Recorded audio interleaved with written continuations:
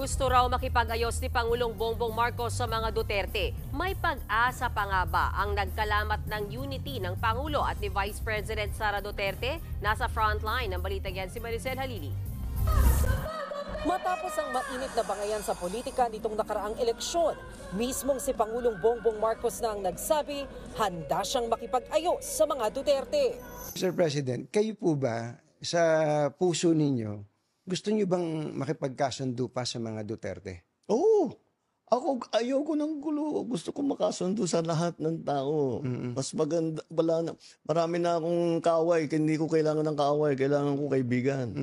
Ang habol ko, yung stability, peaceful, para magawa namin yung trabaho namin. Kaya ako, laging akong bukas sa ganyan. Pagtitiyak ng Pangulo, hindi siya makikialam sa impeachment trial ni Vice President Sara Duterte. Pabayaan natin sila, may proseso yan. Pabayaan natin ang proseso. Ako, basta ang nasa isip ko, tapos ng eleksyon, balik sa trabaho. Gawin na natin lahat with the new lessons learned. Sa podcast ng Pangulo, sinabi niyang may mga natutunan siya sa nakaraang eleksyon.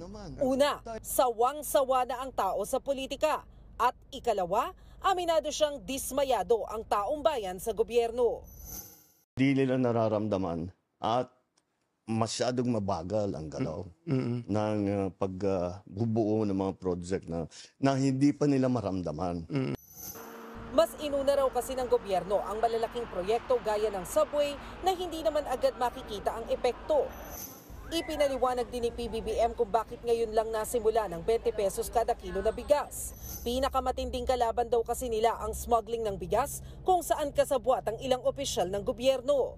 Hindi rin daw simple ang paglaban sa illegal na droga, lalo't sa laki ng pera ng industriyang ito, kahit daw ang judge kayang bilhin. Ang tanong, mas gusto niya bang maging isang leader na nire-respeto o kinatatakutan? I want to be respected but maybe fear is better. Kasunod niya ng babala ng Pangulo sa lahat ng gabinete, hindi raw siya mangingiming magtanggal kung palpak ang performance. Mensahe naman ng Pangulo sa publiko, palaging nakikinig ang gobyerno sa hinaing ng taong bayan. Nagbabalita mula sa Frontline, Maricel Halili, News 5.